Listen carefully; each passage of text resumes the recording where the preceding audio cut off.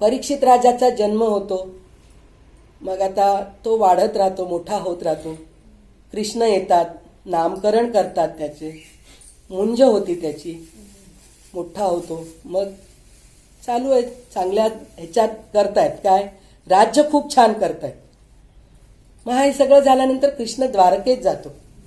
कृष्ण द्वारकेत जाताना, कृष्ण गेल्यानंतर म्हणजे कितीतरी वर्षानंतर, कारण हे धर्मक्षेत्र कुरुक्षेत्राचं जे युद्ध झालेलं आहे त्याच्यात कितीतरी काळ गेलेला आहे. तर कृष्ण द्वारकेला गेलेलाच नाहीये. तर द्वारकेतले लोक सगळे वाट बघतायत, कृष्ण कधी येतो, कृष्ण कधी येतो, कृष्ण. जेव्हा कळालं कृष्ण येतोय तर काय विचारू नका, आता पूर्ण द्वारका सजवले. कशा रीतीने सजवलेत? लोणीचे हे माठ भरून ठेवले, दही दूध तयार ठेवलेत. कृष्ण येतोय, आमचा कृष्ण येतोय. आमचा प्रत्येक द्वारका निवासीला असं वाटतंय की माझ्या घरी कृष्ण येणार, माझ्या घरी कृष्ण येणार. तर त्याचप्रमाणे आज आपल्या घरी कृष्ण येणार आहे. म्हणून आपण सुद्धा त्याप्रमाणे झालं तितकं आपण प्रयत्न करून सजवून ठेवलेलं आहे. तर आपल्या घरी पण आज कृष्ण येणार आहे हे मला आपल्याला सगळ्यांना माहीत आहे. तर त्याप्रमाणे एकेकाची तयारी असती. काय म्हणतात, दुंदुभी वाजवतायत, नगारे वाजवतायत, शंख वाजवतायत आणि फुलांचे मोठे मोठे टोपली घेतलाय. कृष्ण आलं की खाली जमिनीला त्याला पाय टोचू नये, खडे टोचू नये, ह्या हेतूने फुलं घेतलेले आहेत. सगळं जमिनीवर फुलं घातलेले आहेत, गुलाल घेतलेले आहेत. आता काय विचारू नका, कृष्ण येतोय येतोय, आनंदच आनंद आहे, आनंदच आनंद आहे, आनंदच आनंद आहे. हे सगळं होतं. तर कृष्णाला सोडायला म्हणून अर्जुन जातो. अर्जुन गेल्यानंतर तिथं राहतो, तो पण एक काही काळ तिथं राहतो. राहिल्यानंतर खरं तर आज हे नको होतं, पण आता ह्या अध्यायामध्ये आहे म्हणून सांगावंच लागतं. जेव्हा धर्मक्षेत्र कुरुक्षेत्राचं युद्ध संपलं, कलियुगाला सुरुवात होतीये. जेव्हा कलियुगाला सुरुवात होतंय तर कृष्ण स्वधामाला जाणार आहे. तर कृष्ण स्वधामाला जात आहेत म्हणजे त्यांचं कार्य पूर्ण झालंय. दुष्टांचं संहार केलेत ते सगळे, म्हणून ते त्यांचं कार्य संपून ते स्वधामाला गेले. त्याची कहाणी आपण पुढे ऐकूया.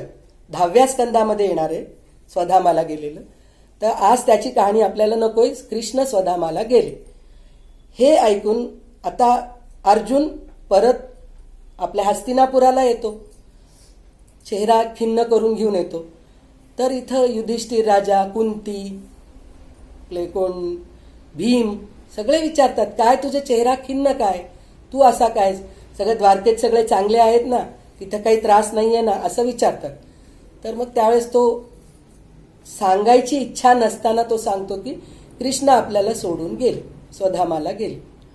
मग त्यावेळेस पांडवांना सुद्धा वाटतं की आता आमचं पण काही अर्थ नाही आहे, कारण आमचा जो सखा होता, जो आमचा काय म्हणतात रक्षक होता आणि आमचा देव होता, तर तो आम्हाला सोडून गेल्यानंतर आम्हाला पण ह्याच्यात राहायची इच्छा नाही आहे. म्हणून मग ते काय करतात, परीक्षित युवराज असतो त्यावेळेस, मग त्याची राज्याभिषेक करतात. त्याचं राज्याभिषेक करून त्याला राज्यावर बसून त्याला सोपवतात. त्याच्या पहिले काय होतं म्हणजे ही गांधारी आणखीन धृतराष्ट्र हे दोघे जे असतात त्यांना काहीही व्यवहार नाही. काही लोक असे असतात पहा, मुलं बाळं असतात त्यांना कशाचंही माहीत नाही, नुसतं पुत्रप्रेमामध्ये राहतात. त्याचप्रमाणे हे त्यांना म्हणजे कर्तव्यच माहीत नाही. त्याचप्रमाणे हे पुत्रप्रेमामध्ये आंधळे झालेले दोघं जणी. तर ते तसंही जिवंत राहतात, त्यांचे 100 पुत्र मेलेले आहेत, पण त्यांना काही नाही, त्यांच्यामध्ये ते असतात असं असतात. तर त्यावेळेस विदूर येऊन म्हणतात त्यांना. विदूर त्यांचा भाऊ असतो. पांडू भाऊ आहेत. पांडू आणि धृतराष्ट्र हे व्यासांचे मानसपुत्र आहेत आणि हा विदूर दासी पुत्र आहे. तर हे 3 भाऊ असतात. तर विदूर ह्या दोघांपेक्षा चांगल्या बुद्धीचा असतो, कारण कृष्ण भक्त असतो तो. तर तो म्हणतो किती वर्ष अजून तुम्ही जगणार आहेत, आता संपलं, आपलं आयुष्य संपलं, आपले मुलं नाही आहेत आणि जे तुझे भावाचे मुलं चांगले राज्य करतायत, सगळं व्यवस्थित करतायत, तर तू हे राज्य आता आपण सोडून आपण अरण्यात निघून जाऊ. मग त्यांच्याबरोबर कुंती पण जाती. असे 2 गांधारी आणखी धृतराष्ट्र आणि कुंती, विदुर हे 4 जण वनात निघून जातात. ही बातमी पण त्यांना कळती पांडवांना, 5 पांडवांना, की हे लोक पण गेलेत, आमचं कृष्ण पण नाहीये, मग आम्हाला काही काय अर्थ नाही. म्हणून मग राज्याभिषेक करतात परीक्षित राजाचे. राज्याभिषेक करून मग ते पण अरण्यात निघून जातात तपस्या करण्यासाठी म्हणून, आणि तिथंच आपलं शरीर ठेवूयात ह्या हेतूने निघून जातात ते. त्याच्यानंतर 36 वर्ष परीक्षित राजा राज्य करतो. उत्तम प्रकारे करतो. जसं पांडव चांगले होते, कारण त्याचे आईवडीलच इतके चांगल्या संस्काराचे होते, मग त्याला ते संस्कार येणारच आहेत, प्रश्नच नाही. आणि ज्याचा जन्म कृष्णाच्या शक्तीने झाला, कारण तो पोटात गेलेलाच होता तो, मग कृष्णाच्या शक्तीने झाल्यामुळे त्याचे संस्कार चांगले असणारच आहेत. मग ज्यावेळेस त्याचे संस्कार चांगले असल्यामुळे राज्य पण छान होतो, सगळं होतो. सगळं झाल्यानंतर एकदा शिकारीसाठी म्हणून तो जंगलात जातो. जंगलात गेल्या वेळेस तिथे एक गाय येते, सत्ययुगातली गाय असते ती. ती रडत असती, डोळ्यातून सारखं तिचे पाणी जात असतं. तर ती म्हणती, काय झालं, कशाला रडतीयस तू? तर ती म्हणती, मी पृथ्वी आहे, गाय रूपीमध्ये आले, माझ्या पृथ्वीवर ते भरपूर भार झालेला आहे, दुष्टांचा भार झालेला आहे, तर मला ह्याच्यातून काढा. तिचं एक पाय गेलेलं असतं, 1 पाय असतं, 3 पाय गेलेले असतात. तर त्याच्यामध्ये कोणचे 4 पाय असतात? तप, पावित्र्य, दया आणि सत्य. तर ती म्हणती, हे 3 पाय नष्ट झालेत, तर आता काय करावं ह्याच्यासाठी? तर मग तेव्हा पण तेच म्हणतात की सत्ययुगामध्ये 4 पाय होते, आता अधर्माचा अंश असलेला गर्व, आसक्ती, मद या 3 पाया नष्ट झालेत. आता सत्य हा आपला 4था पाय एकच शिल्लक राहिले, ते पण असल्याने पुष्ट झाले. हे अधर्मी कलियुगात त्यालाही गिळंकृत करणार आहे, म्हणजे सत्याला पण गिळंकृत करणार आहे. तर त्याच्यासाठी म्हणून हिचा भगवंतापासून वियोग झाला ना, पृथ्वीचा, म्हणजे कृष्ण निघून गेले, म्हणून ती दुःख करतीये. तर मग तो काय म्हणतो, मी तुमचं सगळं काही छान करतो म्हणून सांगतो. हे म्हणत असतानाच त्याला तहान आणि भूक लागते, आणि तो एका ऋषीच्या आश्रमात दिसतं त्याला बाजूला. तिथं बघतो, तो बघून म्हणतो की हे मला तहान भूक लागली आहे, असं करून त्याला उठवतो. ऋषी बसलेले असतात ध्यानामध्ये, तर ते उठत नाही. तर ह्याला म्हणतो, मी इतका मोठा राजा आहे, कारण कलियुग प्रवेश झाले त्याच्यामध्ये, कलीचं रूप त्याच्यामध्ये थोडं थोडं प्रवेश झाले, त्याच्यामुळे त्याला राग येतो. तो म्हणतो, मी आला आहे, राजा आहे मी, ह्या हस्तिनापुराचा इतका मोठा राजा आलेला असताना सुद्धा माझ्याजवळ हा ऋषी डोळे उघडून बघत नाही, पाणी विचारत नाहीये, मला भूक लागली आहे, हे सुद्धा देत नाहीये, काहीच देत नाहीये. म्हणून तो रागामध्ये बाजूला एक साप असतं, मेलेलं साप असतं, ते बाणाने उचलून त्याच्या गळ्यात घालतो. त्याला काहीही कळत नाही. तो बाहेर जातो, परीक्षित राजा.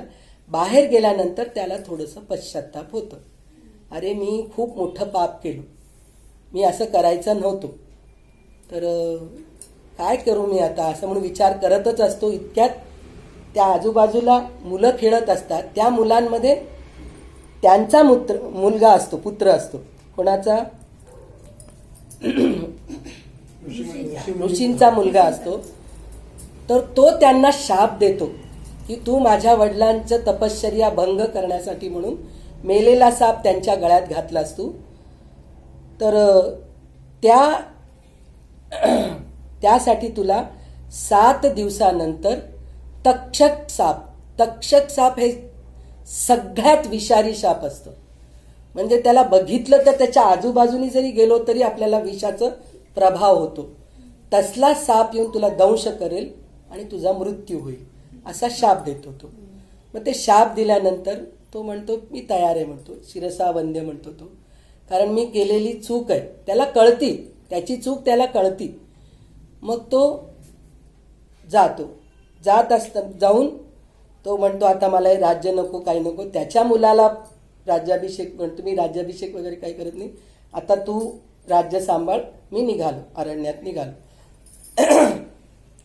असं म्हणून तो यमुनेच्या काठी येतो. यमुनेच्या काठी काशीला येतो. काशीला आल्यानंतर गंगाच्या काठी, यमुनेच्या काठी भक्तीला सांगितलेलं आहे. आणि हे गंगामध्ये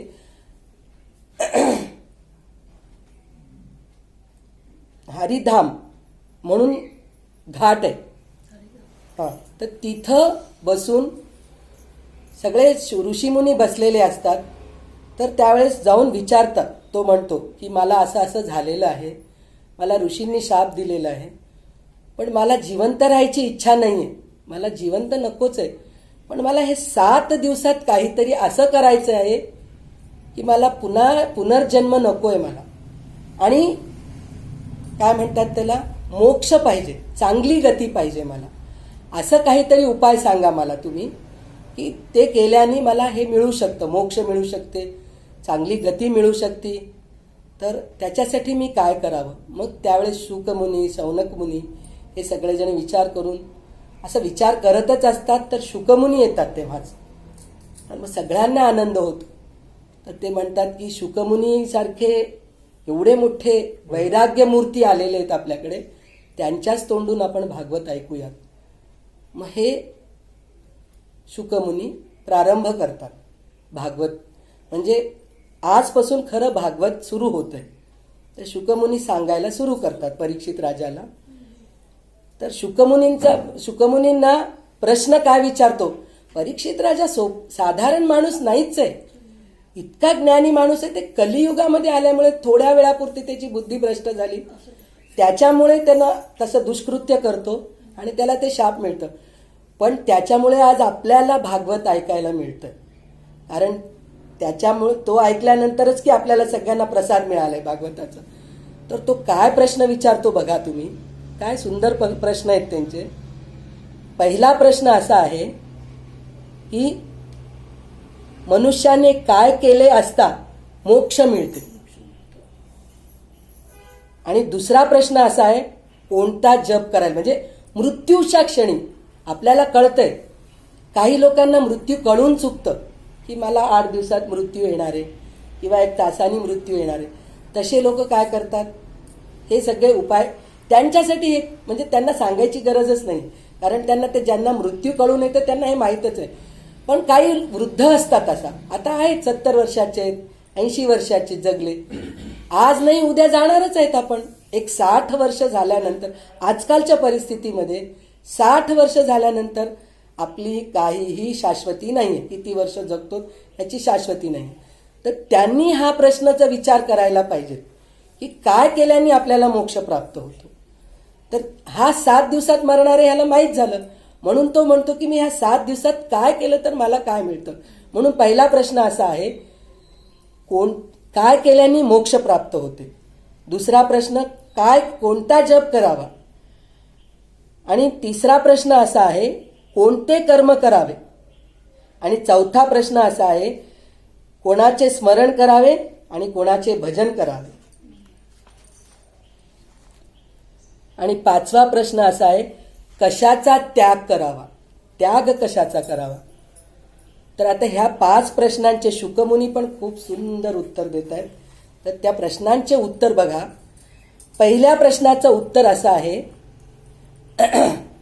आहार निद्रा भयमैथुनंच सामान्यमेतत् पशुभिः नराणाम धर्मेहि तेषाम अधिको विशेषः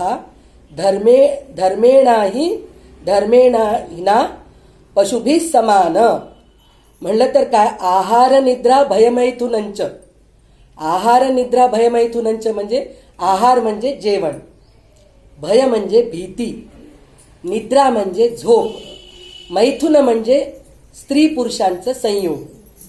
हे आहार निद्रा भयमैथुनंच सामान्यमेतत् पशुभिः नराणाम, म्हणजे हे पशुला पण आहे माणसांना पण आहे.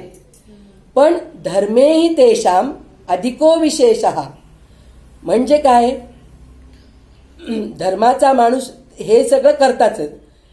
माणूस रात्रंदिवस मृत्यूच्या दाढेत आहे हे माहीत असूनही तो संसार, पुत्र, पत्नी, शरीर, संपत्ती ह्याचा हाव करतो. पण हे सर्व मिथ्या आहे हे जाणून घेत नाही. म्हणून परीक्षित राजा अभय प्राप्त करू इच्छितो तो ज्ञानाने व भक्तीने मृत्यूच्या समयी भगवान श्रीकृष्णाच्या लीलाचे श्रवण करायला पाहिजे. तर त्याच्याने तुला मोक्ष मिळतो. तर द्वापार युगाच्या शेवटी वेदतुल्य श्रीमद भागवत नावाच्या महापुराणाचे मी माझे वडील व्यास यांच्याकडून अध्ययन केलो. म्हणजे व्यास ऋषींनी लिहिलेलं आहे हे भागवत, जे लिहिलेलं आहे त्यांच्याकडून मी शिकलेलं आहे, मी अध्ययन केलेलं आहे. भगवान श्रीकृष्णांच्या लीलांनी माझे हृदय आकृष्ट केलेले आहे. मी पुराणाचा अभ्यास केलो आहे. तू भगवंताचा परमभक्त आहेस म्हणून मी तुला हे भागवत कथा सांगतो असं म्हणतात ते. जो याच्यावर श्रद्धा ठेवतो त्याची शुद्ध चित्तवृत्ती ताबडतोब कृष्णाच्या चरणी जाते. म्हणजे खरोखर जो माणूस हे ऐकतो मनापासून, खरोखर त्याचं जातच. असे कितीतरी उदाहरणं आहेत. आता त्याचे उदाहरणं मी सांगू शकत नाही, असे इतके उदाहरणं आहेत. असे कितीतरी आपल्या ओळखीच्यांमध्येच असे झालेले आहेत जे 24 तास रामरक्षा म्हणतात, संध्याकाळची वेळ झाली की रामरक्षा म्हणतात, सकाळी देवपूजा करतात, देवपूजा करण्यासाठी म्हणून तुळशी तोडून आणतात, फुलं गोळा करतात. म्हणजे देवाची पूजा करणं, देवाचं नामस्मरण करणं म्हणलं तर त्यांना इतकं मनापासून आवडतं. असे लोक देवासमोर बसून संध्याकाळची वेळ रामरक्षा म्हणता म्हणता त्यांचा जीव जातो. असे कितीतरी लोक आहेत. अंथरुणावर पडल्या पडल्या नुसतं नावच घेतात, कृष्णा म्हणून येतं त्यांच्या तोंडामध्ये आणि मरण जातं. रात्री झोपलेले असतात आणि सकाळी उठून पाहिले तर काय त्यांचे मरण झालेले. म्हणजे इतकी चांगली मृत्यू मिळते, उत्तम मृत्यू पण सगळ्यांना चांगलं मिळतं असं नसतं. ह्या जन्माचेच पाप नसतात, आपल्या गेल्या जन्माचे पण पाप असतात. त्याच्यामुळे मृत्यू कसा मिळतो हे माहीत नसतो. म्हणून त्यांनी सांगतात की जर तुम्ही कृष्णाच्या चरणावरचे जर तुमचं चित्त ठेवलात तर तुम्हाला मृत्यू खूप चांगला येतो असं म्हणतात. मग दुसरा प्रश्न असा आहे, कोणता जप करायला पाहिजे मनापासून? तो ओंकाराचा जप करायला पाहिजे.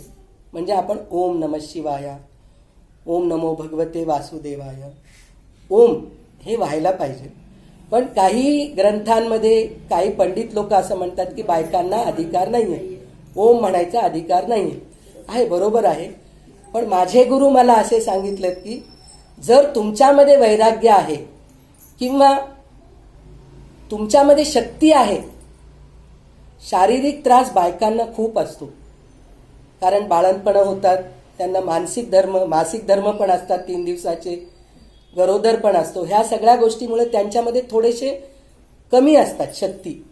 तर त्याच्यासाठी ओंकार म्हणलं तर त्रास होतो, म्हणून ओमचा जप करायचा नाही असं मोठ्या पंडितांनी सांगितलंय. पण त्याची तयारी असेल तुमच्यामध्ये की शक्ती पेलवू शकतात तुम्ही, तर तुम्हाला ओम म्हणायचं अधिकार आहे. तर ओंकाराचा जप करायला पाहिजे.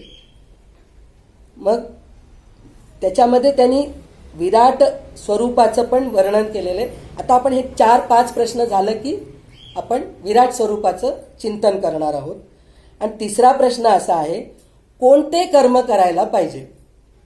कोणते कर्म करायला पाहिजे म्हणजे सत्कर्म करायला पाहिजे. सत्कर्ममध्ये काय आहे? दुसऱ्यांच्या मनाला दुखवू नये, कोणत्याच प्रकारे दुखवू नये, बोलण्याने दुखवू नये, शारीरिक त्रास देऊन दुखवू नये. आणि सत्कर्ममध्ये अजून एक काय येतो म्हणून म्हणलं तर पूजापाठ करा, दान धर्म करा, यज्ञ करा, कोणी शाळा बांधतोय त्याला जाऊन मदत करा, कोणी भागवत करतंय त्याला जाऊन मदत करा, तुम्ही कोणी देऊळ बांधतंय त्याला जाऊन मदत करा. असे कितीतरी आहेत सत्कर्मामध्ये यायचे, ते करू शकतात. आणि कोणतं कर्म करू नये म्हणून म्हणलं तर जे कर्म करतो आज आपण त्याच्या चिंतनाने आपल्याला झोप येत नाही, तसे कर्म करू नये. तर त्याला अनुसरून एक भक्तिगीत आहे, आपल्याला सगळ्यांच्या प्रचलित आहे ती भक्तिगीत. देहाची तिजोरी भक्तीचात ठेवा, उघडदार देवा आता, उघडदार देवा. पिते दूध डोळे मिटुनी, जात मांजराची, मनी चोरट्याच्या कारे, भीती चांदण्याची. पिते दूध डोळे मिटुनी, दूध पिताना डोळे मिटूनच मांजर दूध पितं. तो म्हणतो मी दूध पितोय, कोणी बघू लागलं तर मला काही फरक पडत नाही. मनी चोरट्याच्या कारे, भीती चांदण्याची. मनी चोरट्याची म्हणजे जेव्हा चोर चोरी करायला येतो, चांदण्यामध्ये अंधारामध्येच येतो ना, त्याची सावली त्याला भीती दाखवती. त्याची सावली त्याला दिसली तरी त्याला भीती वाटते. म्हणजे काय? पिते दूध मनी चोरट्याच्या कारे, भीती चांदण्याची. सरावया हाता नाही, कंप का सुटावा. म्हणजे चोरी करत असताना ऑटोमॅटिक थरथर कापतो तो, चोर जरी असला तरी. कंप का सुटावा. उजेडात होते पुण्य, अंधारात पाप, ज्याचे त्याचे हाती आहे, कर्तव्याचे माप.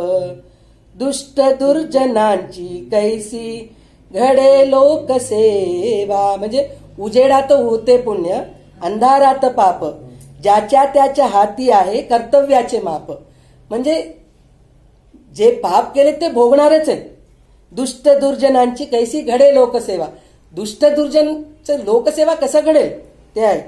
स्वार्थ जणू भिंतीवरचा, आरसा बिलोरी, आपुलीच प्रतिमा होते, आपुलीच वैरी. म्हणजे आपण आता एक उदाहरण आहे, आपण ज्या आरशामध्ये बघतो तेव्हा आपण जसे आहेत तसंच दिसतो, पण माणसाला काय वाटते, हे माझ्या चेहऱ्यावर सुरकुत्याच पडलेल्या, अरे मला काहीतरी बरोबरच दिसत नाही, केसच पांढरे झालेले, अरे तुझं वय झालेले आहे.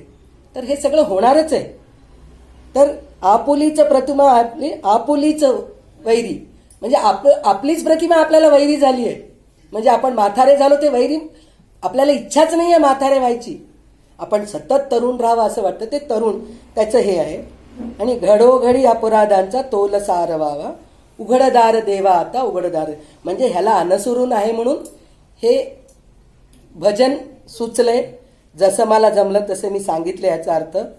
आणि आता ह्याच्यानंतर कोणाचे स्मरण आणि भजन करावे, श्रीकृष्णाचे प्रश्नच नाही. जेव्हा आपण भागवत वाचतोय तर कृष्णाचं स्मरण आणि कृष्णाचंच भजन करायला पाहिजे. आणि 5वा प्रश्न असा आहे, कशाचा त्याग करावा. कशाचा त्याग करावा म्हणजे कुवासना, वासना नकोय आपल्याला, कोणत्याच गोष्टीची वासना नकोय. खाण्यापिण्याची वासना नको. आपले 5 इंद्रिय, ज्ञानेंद्रिय जे आहेत, रूप, रस, गंध, स्पर्श आणि सुगंध, वास, हे 5 आहेत. हे 5 इंद्रियांना आपण कंट्रोल करायला पाहिजे. कंट्रोल कसं करायला पाहिजे? कासव असतं ना, ते कूर्म, कासव म्हणजे टॉर्टॉईज. टॉर्टॉईजचे पाय असतात बाहेर, पण त्याला कोणीतरी मारायला आले, तो मध्ये घेतो, पाय आवळून मध्ये घेतो. त्याचं शरीर इतकं घट्ट असतं, त्याला कितीही मारतो त्याला काही होत नाही. तर जसं कासव आपल्या कूर्मोंगानी व सर्वशा, आपल्या विष्णू सहस्रनाममध्ये येत आहे. कूर्मोंगानी व म्हणलं तर कूर्मानी, विष्णू सहस्रनाममध्ये नाही, भगवद्गीतामध्ये. तर कूर्मोंगानी म्हणजे कूर्मानी जसं सगळे शरीर आपल्यामध्ये घेतो, तसं आपण आपल्या इंद्रियांना आपल्या ताब्यात घ्यायला पाहिजे. तर ते 5 इंद्रियांना ताब्यात घ्यायचे म्हणलं तरच वासनांचा त्याग होतो. नंतर शुकदेव, आता मला थोडं इथं वाचूनच सांगावं लागेल, कारण विराट स्वरूपाचा खूप मोठा विस्तार आहे.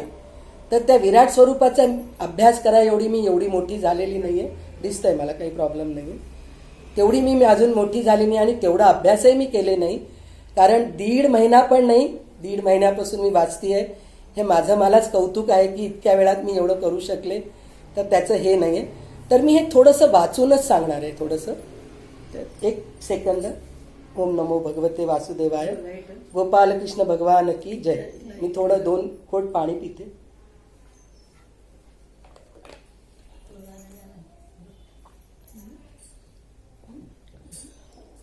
आता विराट स्वरूप म्हणजे काय, देवाचं स्वरूप काय. आपण देवाला कशामध्ये बघतोय, मूर्तीमध्येच बघतोय. मूर्तीसुद्धा इतक्या मूर्तीपासून इतक्या जास्तीत जास्त आपलं दृष्टी कितीपर्यंत जाईल, आकाशापर्यंत जातं. आकाशा एवढ्या मूर्तीला पण आपण बघतो कल्पनेनी. तेवढी मोठी तर मूर्ती आपण तयार करूच शकत नाही. कल्पनेनी बघतो, अरे मूर्ती हा असं. जसं ह्याच्यामध्ये दाखवलं विश्वरूप दर्शन, श्रीकृष्णाने अर्जुनाला दाखवले विश्वरूप दर्शन. अर्जुन पण कितपर्यंत बघितला, त्याची दृष्टी जाईल तिथपर्यंत विश्वरूप दर्शन झालेलं. पण हे विराट स्वरूप काय आहे, भगवंताचं विराट स्वरूप काय आहे म्हणलं तर, विराट स्वरूप पुरुषाचं तळवे म्हणजे पाताळ, तळवे म्हणजे तळपाय, पायाचं का, त्याचं पाताळ आहे. विराट पुरुषाचं तळवे म्हणजे पाताळ. कंबर, कंबर म्हणजे भूतळ म्हणजे हे जमीन. नाभी हे आकाश आहे. छाती म्हणजे स्वर्गलोक आहे. गळा म्हणजे महरलोक त्याच्यावरचं. वदन म्हणजे जनलोक. कपाळ म्हणजे ते तपोलोक. मस्तक म्हणजे सत्यलोक आहेत. इंद्रादी देवता हात आहेत. दिशा म्हणजे हे 4 दिशा, हे कान आहेत विराट, विराट स्वरूप भगवंताचे.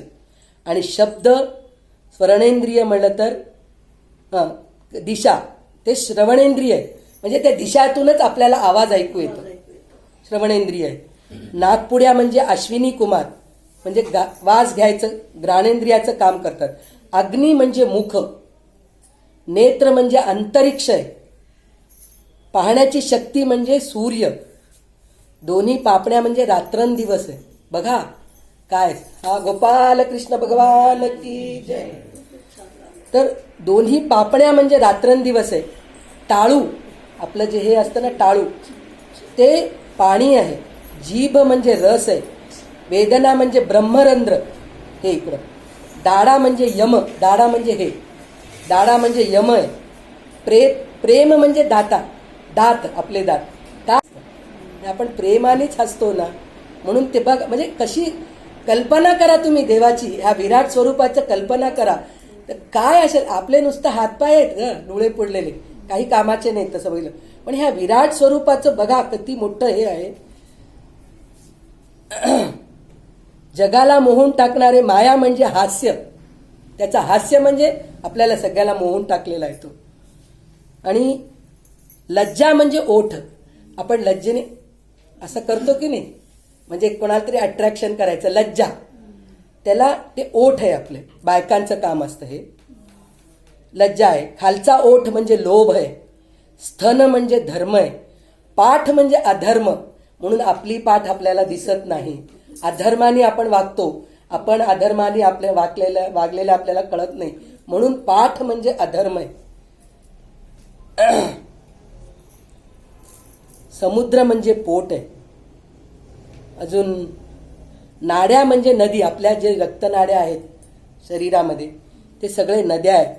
रोम म्हणजे वृक्ष. कल्पना पण खरं म्हणजे मी सांगते ना, हे वाचताना मला असं होतं, खरोखर देवाच्या अंगावर ते असे रोम निर्माण झालेत, म्हणजे वृक्ष. म्हणजे तुम्ही विचार करा, आज आपण आनंद झालं, एकदम असं शॉक झालं, तर आपल्या अंगावर ते बघा आता हे कसे काटे यायला लागले, म्हणजे ते वृक्ष आहे. म्हणजे कल्पना करा तुम्ही देवाचं, की कसं वृक्ष निर्माण झालेत. म्हणजे आज आपल्याला हे त्याच्या शरीरावरची वृक्ष आहे. म्हणजे खरंच मी म्हणते ना, व्यासमुनींना इतकं नमस्कार करायला पाहिजे. त्यांनी इतकं सुंदर लिहिलेलं आहे. कसं सुचलं असेल त्यांना हे सगळं गोष्ट लिहायचं, आणि ब्रह्मदेवानी हे निर्माण केलेले. तर त्याच्यावरूनच हे कळतं आपल्याला. असं रोम म्हणजे वृक्ष. रोम म्हणजे हे अंगावरचे काटे येतात त्याला रोम म्हणतात. वायू म्हणजे श्वास आहे त्याचा, जे आपल्याला वायू मिळते त्याचे श्वास आहे. आणि काल म्हणजे चालणे. म्हणजे काल म्हणजे आता आपण जे ह्याला काय म्हणतात त्याला, ध्वनी, नाही नाही, वर्तमान काळ, भूतकाळ, भविष्यकाळ, हे काळ आहे. ते हे 3 काळ जे आहेत ते चालणं आहे त्याचं. म्हणजे हे येत असतं जात असतं, येत असतं जात असतं, त्याच्यामुळे त्याचं चालणं आहे. ते झाल्यानंतर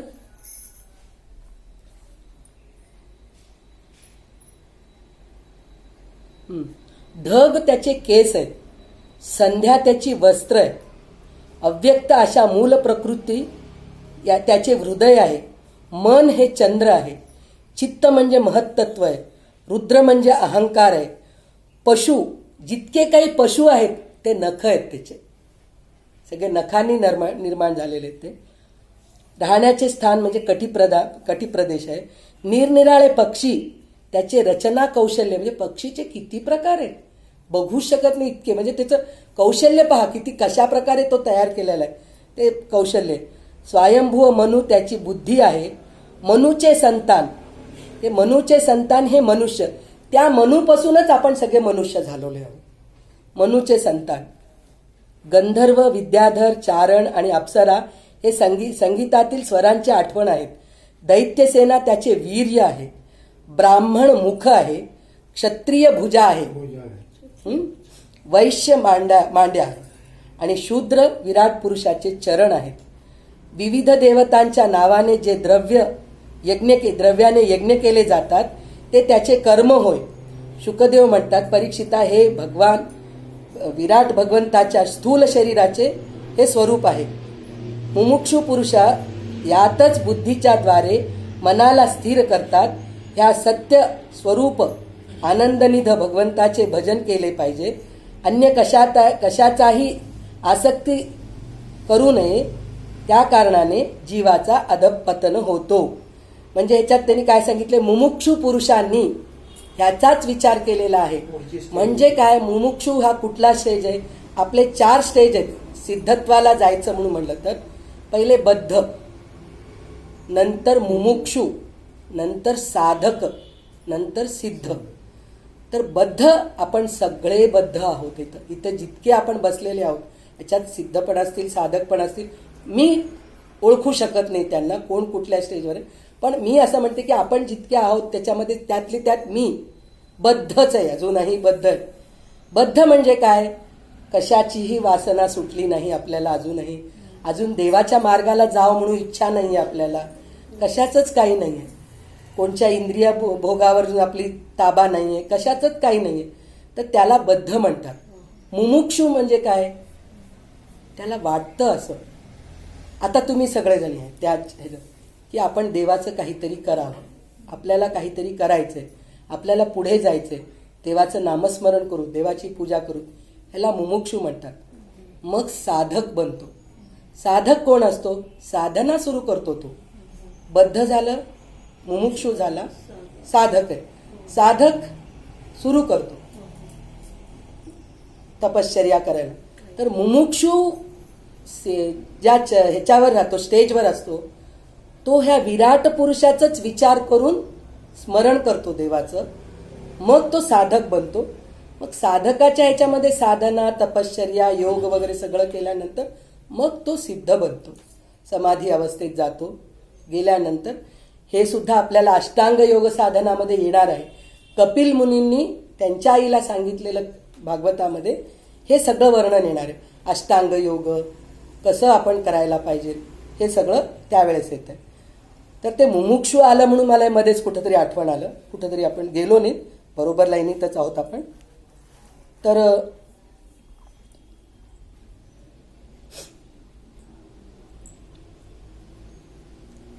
स्थूल जोपर्यंत सगुण निर्गुण द्रष्टा स्वरूप भगवंताशी अनन्य भक्ती योग साधत नाही, तोपर्यंत साधक नित्य नैमित्तिक कर्मे झाल्यानंतर एकाग्रतेने भगवंताच्या वर्णन केलेल्या स्थूल स्वरूपाचे चिंतन केले पाहिजे.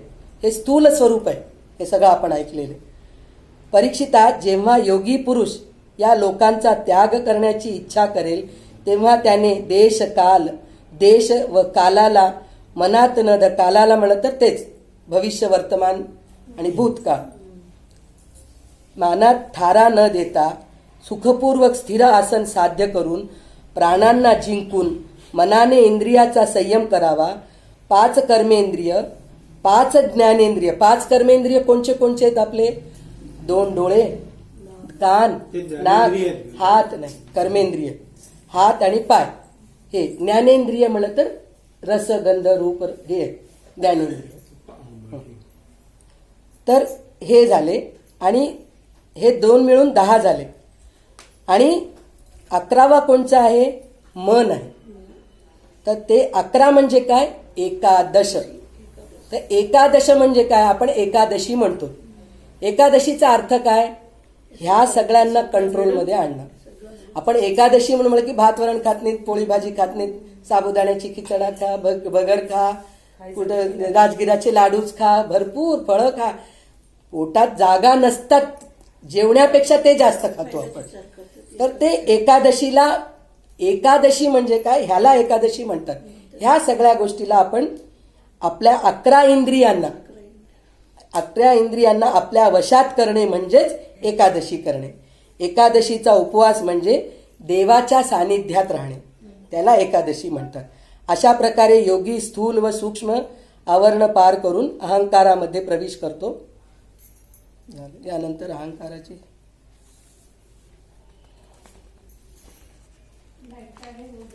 आता ह्याच्यानंतर चतुश्लोकी भागवत आहे. कोणी शुकमुनींनी परीक्षित राजाला सांगतात. कशाला सांगतात चतुश्लोकी भागवत? ज्या लोकांना 7 दिवस पारायण करणं जमत नाही, भागवत ऐकायला मिळत नाही, अशांनी चतुश्लोकी भागवत पाठ करायला पाहिजे. म्हणजे चतुश्लोकी भागवत आणि एकश्लोकी भागवत. एक श्लोकी भागवत मला माहित आहे, त्याच्यामध्ये फक्त कृष्णलीला आहेत. आदौ देवकी देवी गर्भजननम, गोपी गृहे वर्धनम, मायापूतन जीवितापहरणम, गोवर्धनोद्धारणम, कंसच्छेदन कौरवादि हननम, कुंती सुतम पालनम, एतद भागवतम पुराण कथितम, श्रीकृष्ण लीलामृतम. म्हणजे एक श्लोकी भागवत. तर एक श्लोकी भागवत जे लोक पाठ करतात त्याच्यामध्ये लिहिलेलं आहे आदौ देवकी देवी गर्भजननम. प्रथम भगवंत देवकीच्या गर्भात आले, तो देवकी देवी गर्भजनम. गोपी गृहे वर्धनम म्हणजे गोपींच्या घरी, म्हणजे नंद आणि यशोदाच्या घरी वाढला. मायापूतन जीवितापहरणम म्हणजे पूतनाला मारून तिचा उद्धार करून मोठा झाला. गोवर्धनोद्धारणम ते गोवर्धन पर्वत धरून पूर्ण द्वारकेच्या लोकांना तो आश्रय दिला. वरुण राजांचा हे कोप झालेला असतो, पाऊस पडत असतो, पूर्ण व्रजभूमी बुडत असती पाण्यामध्ये. तर त्यावेळेस श्रीकृष्णाने गोवर्धन पर्वत एका करंगळीवर उभं ठेवून पूर्ण व्रजवासियांना सांभाळतो. तो गोवर्धनोद्धारणम, कंसच्छेदन कौरवादि हननम कंसाला मारतो, आणि कौरवादि हननम कुंती सुतम पालनम म्हणजे कौरवांचा नाश करून कुंतीच्या पुत्रांना उद्धार म्हणजे चांगल्या मार्गदर्शनात नेतो. एतद भागवतम पुराण कथितम श्रीकृष्णा म्हणजे भागवतामध्ये जे लीला वर्णन केलेलं आहे एवढं झालं ना. एक श्लोकमध्ये पूर्ण तुम्हाला येऊन गेलं भागवत. हे पण फक्त कृष्ण लीला. पण हे चतुश्लोकी भागवतामध्ये काय आहे म्हणून म्हटलं तर विराट स्वरूपाचं वर्णन केलेलं आहे. तर ते श्लोक मी एकदा म्हणते, त्याचं संक्षिप्त मला जसं सुचलं तसा अर्थ पण मी सांगायचा प्रयत्न करते. ज्ञानम परम गुह्यम मे एतद विज्ञान समन्वितम सहरस्य तदंगंच गृहाणगतितम मया यावानहम यथा भागो यद्रूपगुणकर्मकः तथैव तद्व विज्ञानम अस्तु ते मदनगृहात् अहमेवा समेवाग्रे नान्यम यत् सदसत्परम पश्चादहम यदेत्यच्च यो वशिष्येत सोस्मेहम ऋतेर्थ यत प्रतीयेत न प्रतीयेत चात्मनि तद्विद्यात् तदात्मानो मायायात् यथा भासो यथा तमः यथा महन्ति भूतानि भूतेषुच्च वचेष्वनु प्रविष्ठान्यप्रविष्ठानि तथा तेषु न तेष्वहम् यथावदेव जिज्ञासं तत्त्वजिज्ञा सुनात्मनः अनन्य व्यतिरेकाभ्यां यत् स्यात् सर्वत्र सर्वदा एतन्मन्त समातिष्ठ परमेण समाधिना भगवान कल्प विकल्पेषु न विमुह्यति कर्हचित. हे चतुश्लोकी भागवत आहे. तर त्याचा अर्थ आहे का भगवानांनी सांगितलेलं, नारद मुनींना भगवान सांगितलेलं आहे चतुश्लोकी भागवत.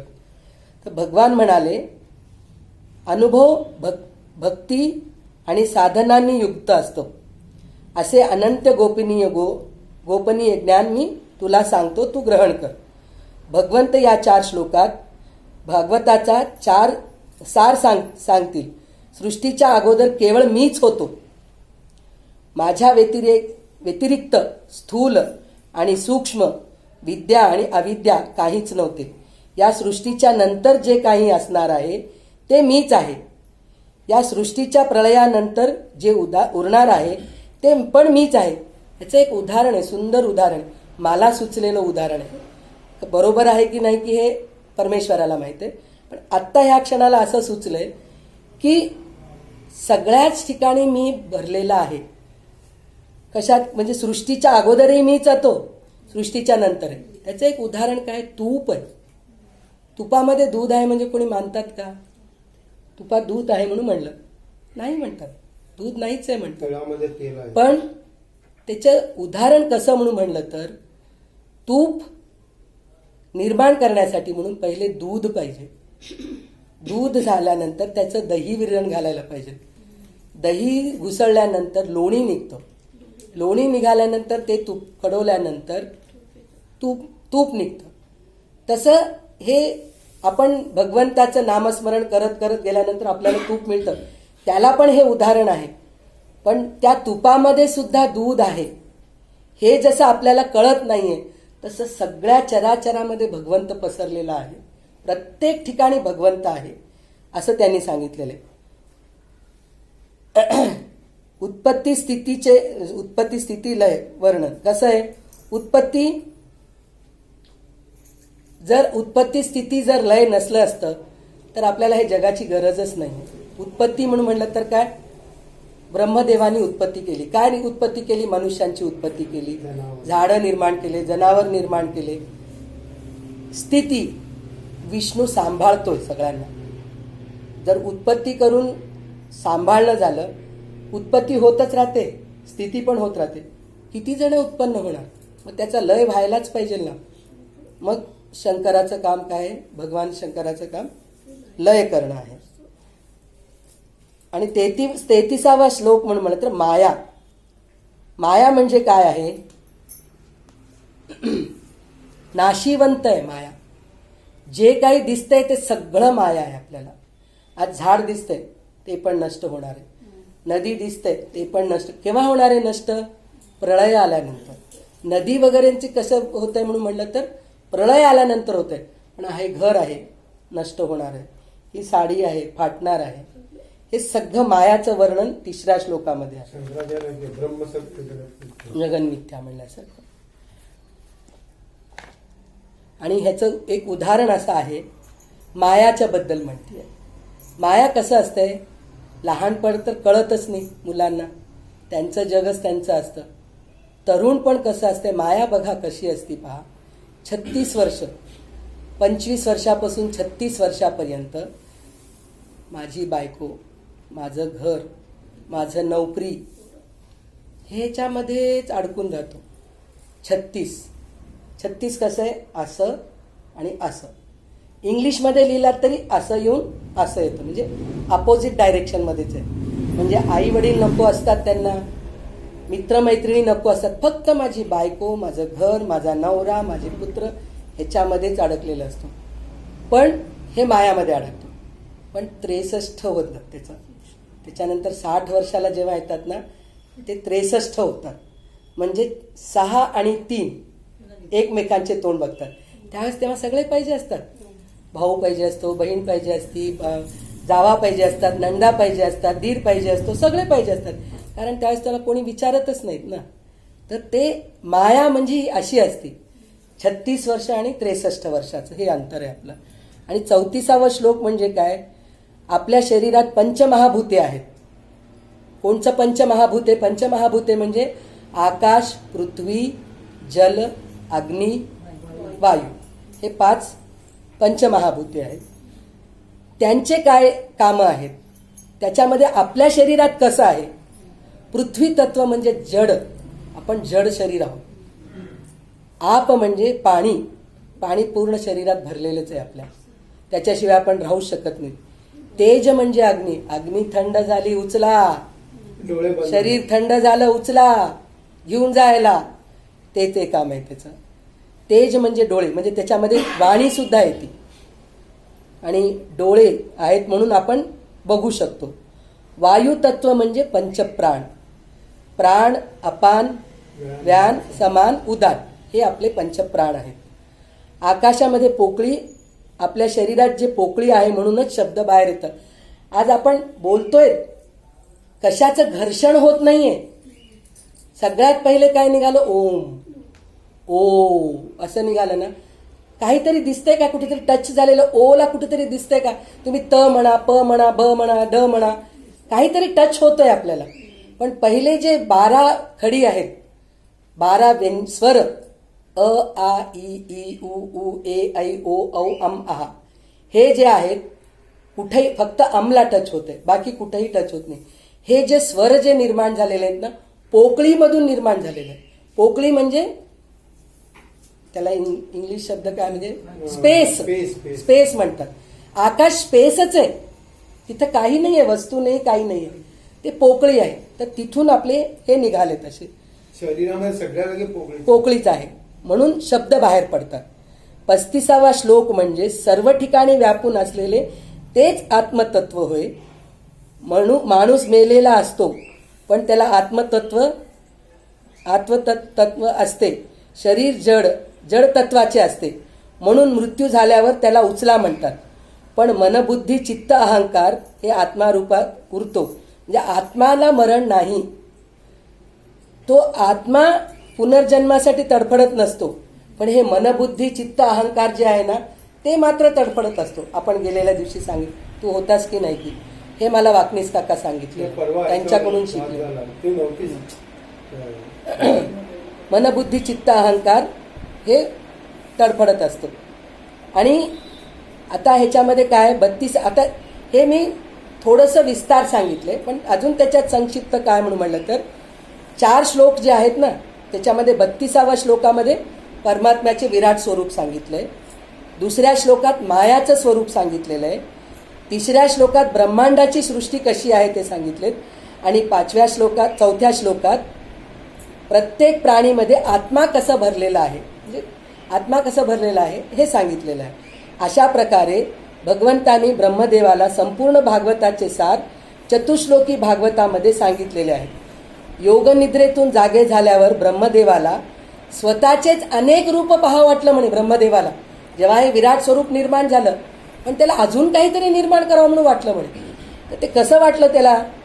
जसं स्त्रियांना असतं ना, आपण तयार झालं की आरशामध्ये बघून घेतो, मी इथून कशी दिसतेय, मी इथून कशी दिसतेय, मी मागून कशी दिसतेय, मी पुढून कशी दिसतेय, हे सगळं बघायचं असतं.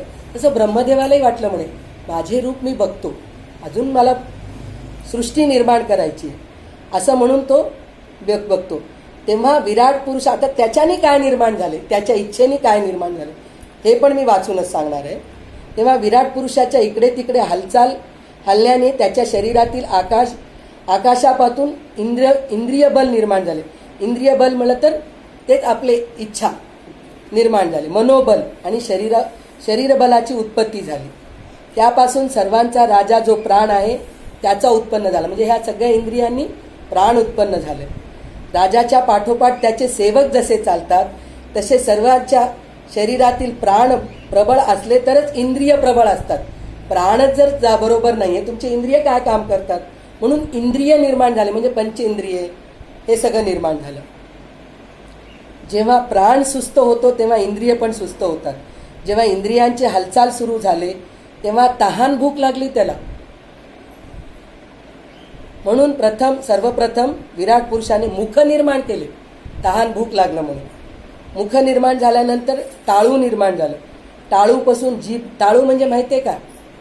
हे खाली असतं बघ, लोंबकळत असतं बघ, त्याला टाळू. तुला कळत नाही म्हणून तुम्हाला सांगते, बाकीच्यांना माहिती आहे टाळू म्हणजे काय ते. टाळूच्या नंतर जीभ निर्माण झाली. जीभ निर्माण झाल्यानंतर बोलण्याची इच्छा झाली त्याला. खाण्याची इच्छा तर पहिलेच झाली, म्हणून त्याच्या मुखाने वाक इंद्रिय निर्माण झाले, म्हणजे बोलण्याची शक्ती निर्माण झाली. मग श्वास निर्माण झालं. श्वास घेण्यासाठी म्हणून नाकपुड्या निर्माण झाल्या. नाकपुडीतून घ्राणेंद्रिय येऊन बसले. त्यांच्या वासाने पण घेण्याची शक्ती निर्माण झाली. नंतर त्याला पाहण्याची इच्छा झाली तेव्हा 2 डोळे निर्माण झाले.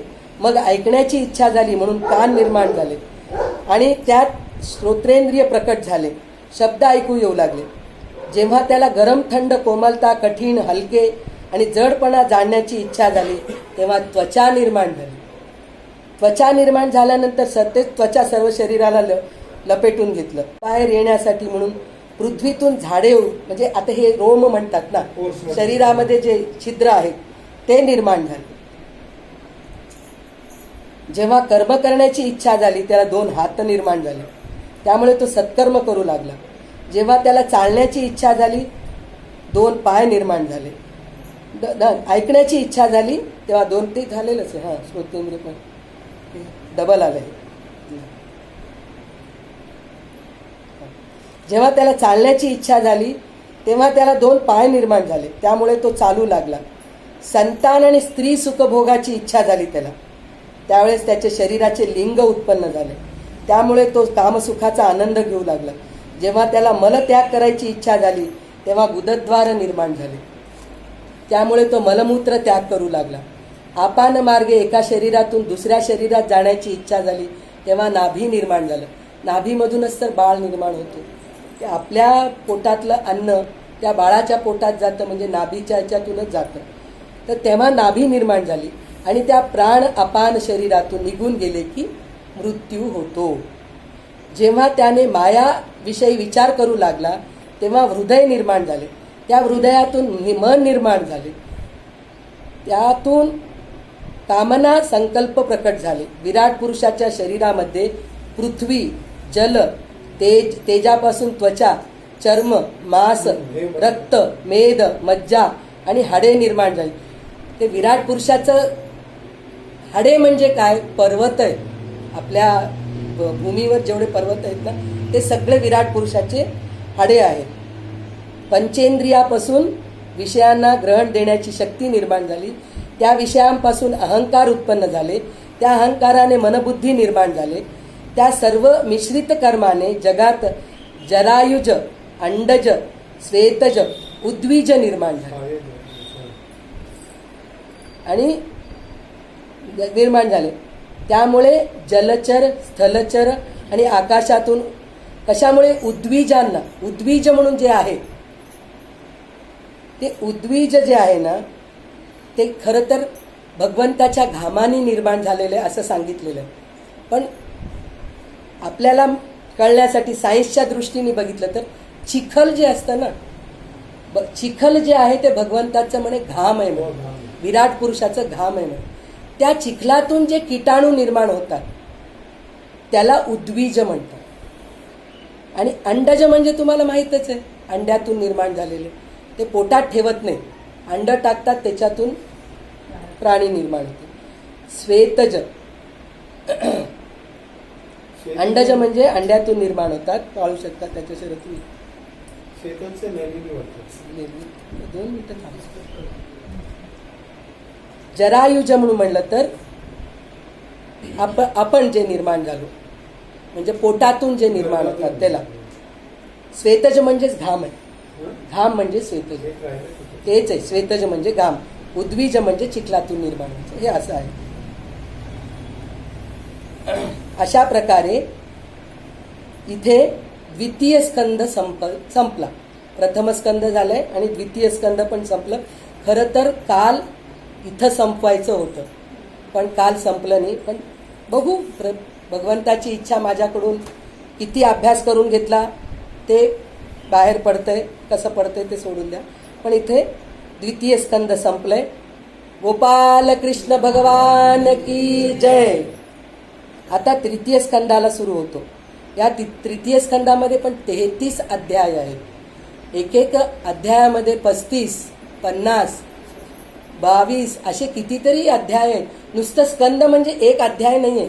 एका स्कंदामध्ये अध्याय पण भरपूर आहेत. 16,000 श्लोक तर श्लोक 16,000 आहेत. तर ह्या स्कंदामध्ये 33 अध्याय आहेत. तर आता इथे काय आहे म्हणून म्हणलं तर आपल्याला इथे वराह रूपाचं वर्णन आहे या ह्याच्यामध्ये. आज आपल्याला वराह रूप येतोय. तर तिथं काय आहे म्हणून म्हणलं तर पृथ्वीला कोण जेव्हा भगवंत दोन आहेत ह्याच्यामध्ये, हिरण्याक्ष पृथ्वीला घेऊन पळत जातो. त्याचं कारण काय म्हणून म्हणलं तर सांगते मी आता. ब्रह्मदेवाने भगवंताला प्रार्थना केली, हे देवा, सर्वांचे निवासस्थान असलेली पृथ्वी या काळी प्रळयातील पाण्यात बुडालेली आहे. या पृथ्वी देवीच्या उद्धाराला आपण प्रयत्न करा. म्हणून म्हणलं तर ब्रह्माच्या नागपुडीमधून एक अंगुठ्या एवढी जीवाणू बाहेर येते. तो आल्यानंतर इतका मोठा होतो की तो एका क्षणामध्ये तो वराह रूप अवतार धारण करतो. खूप मोठा वराह रूप धारण करतो. त्याची गर्जना ऐकू लागली तर जनलोक, तपोलोक, सत्यलोक घाबरून जातात. पण नंतर त्यांना कळतं की हे भगवंताचं रूप आहे. मग त्याची स्तुती करतात.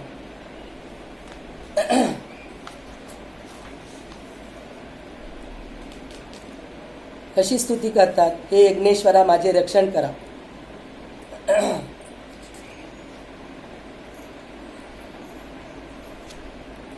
तेव्हा भगवान आपल्या बाणासारख्या तीक्ष्ण खुरांनी पाणी कापीत जलाशयाच्या पलीकडल्या तीरावर जातात. नंतर पाण्यात बुडालेल्या पृथ्वीला आपल्या दाढेवर घेऊन येतात. तेव्हा पाण्यातून बाहेर येताना त्यांना अडविणाऱ्या महापराक्रमी हिरण्याक्षाला पाण्यातच त्याच्यावर गदा घेऊन आक्रमण करतात. हिरण्याक्ष काय करतो? फिरायला आलेला असतो, त्याला काहीतरी बॉलसारखं वाटतं ती पृथ्वी, तर ते खेळायला आपल्याला कामाला येईल म्हणून तो असं बघून ते बॉल घेण्यासाठी म्हणून जातो. पण त्याचं वध निश्चिंत आहे म्हणून त्याचं वध करून पृथ्वीवर घेऊन येतात. आपले भगवानच आहे असे ओळखले जाते.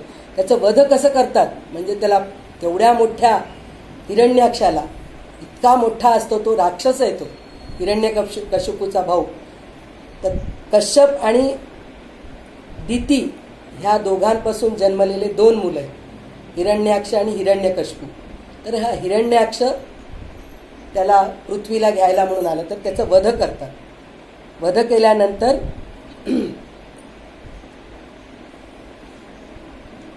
आता जय जयकार होतो. पृथ्वीला पाण्यातून वर आणण्यासाठी म्हणून वराह रूप धारण. आता आपण जसे वर्णन ऐकत आलोत ना, एक ह्याच्यामध्ये पहिल्या दिवशी त्यांचे 20 अवताराचं पण सांगितलं मी, म्हणजे कोणचे अवतार आहेत. त्याच्यात हे वराह अवतार आहे, दशावतार मुख्य आहे, पण त्याच्यात 20 अवतार पण आहेत. तर ह्याच्यामध्ये आता वराह रूप आहे. वराह रूपाचं इथं वध झालेला आहे, उद्धार झालेला आहे. तर ते आपले स्वरूप वराह रूप धारण करणाऱ्या आपल्याला नमस्कार असो. सर्व मंत्र, देवता, द्रव्य, यज्ञ आणि कर्म आपले स्वरूप आहेत. वर्णन करू लागलेत सगळे देवदेवता. म्हणजे एक राक्षसाचा वध झाला, दुष्टाचा, म्हणून सगळ्या देवतांना आनंद झालेला आहे. वैराग्य, भक्ती आणि मनाची एकाग्रता याद्वारे ज्या ज्ञानाचा अनुभव येतो ते आपले स्वरूप आहेत. तसेच आपण सर्वांचे विद्यागुरू आहात. आपल्याला पुन्हा पुन्हा नमस्कार असो आणि आपल्यासह असणाऱ्या भूमातेला पण नमस्कार असो. आणि त्याच्याबरोबर आपण थोडं देवाचं नामस्मरण, मी म्हणते ना, मी काहीही अभ्यास केले नाही म्हणून मी तेवढं वर्णन करून सांगू शकत नाही की देवदेवता कशा प्रकारे त्यांचं वर्णन केलं. तर मी काही त्याच्यात श्लोक असं घातलेले आहे, त्या प्रकारे त्यांचं वर्णन केलेलं आहे. यस्य स्मरण मात्रेण जन्मसंसार बंधनात विमुच्यते नमस्तस्मै विष्णवे प्रभ विष्णवे नमस्समस्त भूतानां आदिभूताय भूभृते अनेक रूप रूपाय विष्णवे प्रभ विष्णवे परमं यो महत्तेजा परमं यो महत्तपः परमं यो महद्ब्रह्म परमं यः परायणं पवित्राणां पवित्रं यो मंगलानांच मंगलम दैवतं देवतानांच भूतानां यो व्ययः पिता यतत् सर्वाणि भूतानि भवन्त्यादि युगागमे यस्मिश्च प्रलयं यान्ति पुनरेव युगक्षये असं म्हणून सगळे देव भगवंताची स्तुती करतायत. अशा प्रकारे रसातळातून पृथ्वीला पाण्यावर त्याच्या दाढेवर ठेवून भगवान देवतांच्या स्तुतीने प्रसन्न होऊन अंतर्धान पावले. इथे भगवंताच्या वराह रूपाची अवताराची कथा समाप्त झाली आहे. गोपाल कृष्ण भगवान की जय. आता दितीच्या गर्भेची कथा ऐकूया. आता सांगितले ना मी कश्यप ऋषी आणि दिती ह्यांच्या पासून निर्माण झालेल्यांचे आहे.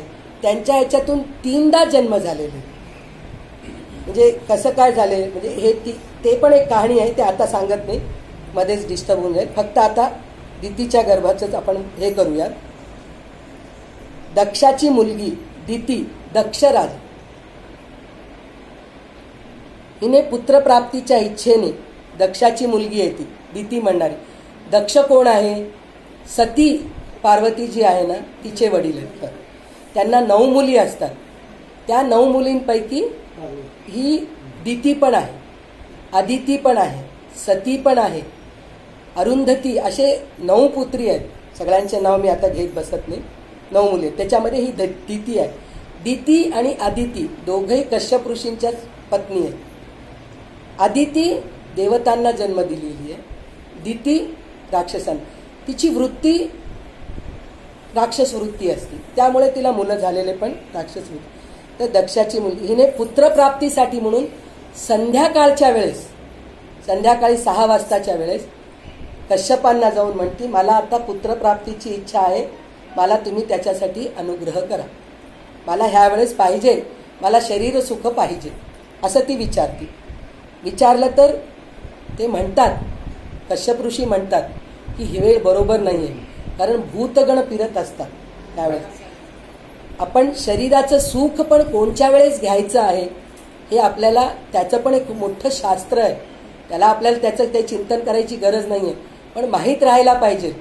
दुपारच्या वेळेस नाही, सकाळी उठल्या वेळेस नाही, रात्रीच्या वेळेस. हे सगळे वाईट कृत्य नाही आहेत, प्रजा उत्पत्तीसाठीच आहे, पण हे गोपनीय आहे, कोणाच्या समोर हे करायचं नाही आहे. त्याच्यामुळे रात्रीच्या वेळेसच ह्या गोष्टी करायच्या असतात.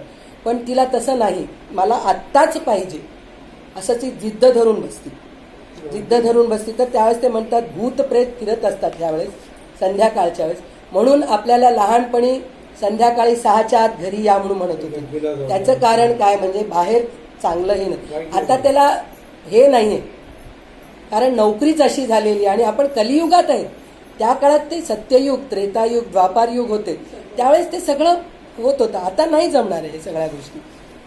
तर अशा प्रकारे समजवल्यानंतर कामातूर झालेल्या दितीने वेश्येप्रमाणे निर्लज्ज झाली ती. मला पाहिजे म्हणजे पाहिजे, एकांतवास पाहिजे मला. कश्यप ऋषी म्हणतात आता मी काहीच करू कारण आता आपण ह्या कलियुगामध्ये तर प्रत्यक्षच बघतो. कलियुगच नाही, कोणत्याही युगामध्ये स्त्री हट्ट, राजहट्ट, बालहट्ट ह्याच्या पुढे कोणीही काहीही करू शकत नाहीत.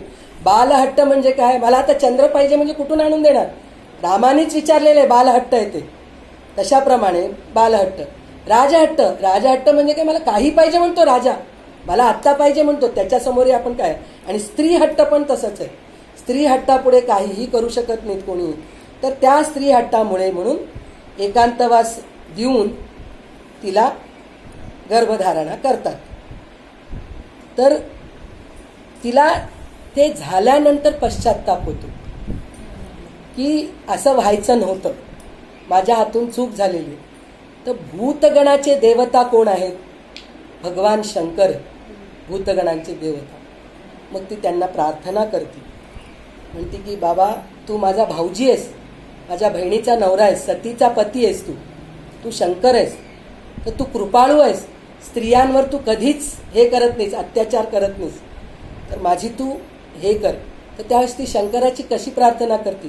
नागेंद्रहराय त्रिलोचनाय भस्मांगरागाय महेश्वराय नित्याय शुद्धाय दिगंबराय तस्मै नकाराय नमः शिवाय मंदाकिनी सलील चंदन चर्चिताय नंदीश्वर प्रमदनाद महेश्वराय मंदार पुष्प बहुपुष्प सुपूजिताय तस्मै मकाराय नमः शिवाय शिवाय गौरी वदनाभुज वृंदाय सूर्याय दक्षध्वर नाशकाय श्रीनीलकंठाय वृषध्वजाय तस्मै शिकाराय नमः शिवाय वशिष्ठ कुंभोद्भव गौतमार्य मुनींद्र देवार्चित शेखराय चंद्रार्क वैश्वनरलोचनाय तस्मै वकाराय नमः शिवाय यक्षस्वरूपाय जटाधराय पीनाकहस्ताय सनातनाय दिव्याय देवाय वशिष्ठ कुंभोद्भव गौतमार्य मुनींद्र देवार्चित शेखराय चंद्रार्क वैश्वनरलोचनाय तस्मै वकाराय नमः शिवाय यक्षस्वरूपाय जटाधराय पीनाकहस्ताय सनातनाय दिव्याय देवाय दिगंबराय तस्मै यकाराय नमः शिवाय. असं ती याच्याने आर्ततेने भगवान शंकराची प्रार्थना करते. तर त्यावेळेस कश्यप येऊन म्हणतात की आता तू न व्हायची गोष्ट करून घेतलेली आहेस तू, तर त्याचं तुला भोग होणारच आहे.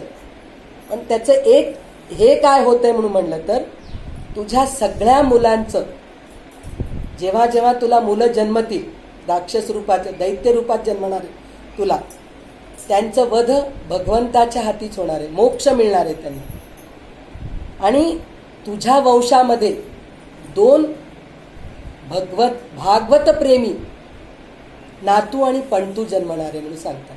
हे 2 नातू पणतू कोण? एक प्रल्हाद आहे, हिरण्यकश्यपूचा मुलगा असतो, तो भगवंताचा भक्त म्हणून जन्मतो. पणतू म्हणलं तर पणतू नाही परपणतू म्हणता येतं. प्रल्हादाचा मुलगा, त्याचा मुलगा बली म्हणजे प्रल्हादाचा नातू बलिराजा सुद्धा भगवंताचा भक्त असतो. अमृत मंथनाच्या वेळेस बलिराजाची गोष्ट येते आणि बलिराजाची गोष्ट वामन अवतारामध्ये पण येतो. तर ते अशा प्रकारे होतो. मग त्यांनी सांगतात तुझे पुत्र भगवंताच्या हाताने त्यांचं वध होतो म्हणून सांगतो. तर अशा प्रकारे इथे दितीचं इच्छा पूर्ण झाली म्हणून. आणि कश्यप ऋषी सुद्धा भगवंताच्या कृपेने होते म्हणून म्हणते. त्यावेळेस ती भगवंताच्या तपश्चर्येला बसती. गोपाल कृष्ण भगवान की जय.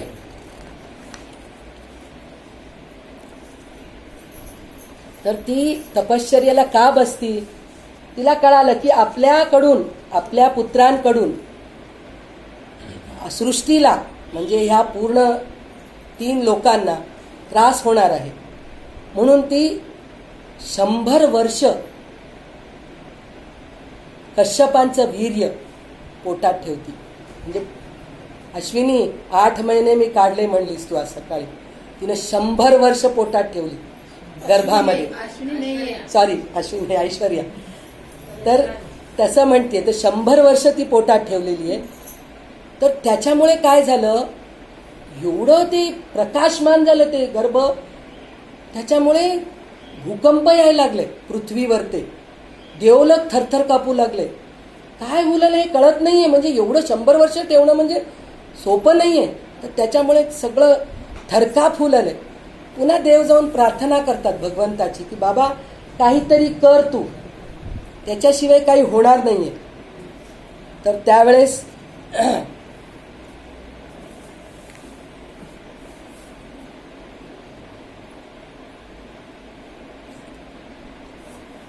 तेव्हा ह्या दोघांचा जन्म होतो. कोणाचा जन्म होतो? देव जाऊन मग त्यावेळेस तिचं बुद्धी पालटून मग तिचं काय म्हणतात बाळणपण होऊन तिला 2 मुलं एकाच वेळेस जन्मतात. एक हिरण्याक्ष आणि हिरण्यकश्यपू हे दोघे जन्मतात. जन्मल्यानंतर आता इथे त्यांचा जन्म झालेला आहे. त्याच्यानंतर हे सनकादिक आपण जे कालच्या याच्यामध्ये अवतारामध्ये पहिला अवतार जे भगवंताचा आहे, सनक, सनातन, सनंदन, सनत कुमार असे 4 बालपुत्र भगवंताचे अवतार आहेत. ते 4 पुत्र हजारो वर्षांनी अजूनही जरी त्यांना बघितलं तर ते बालच असतात.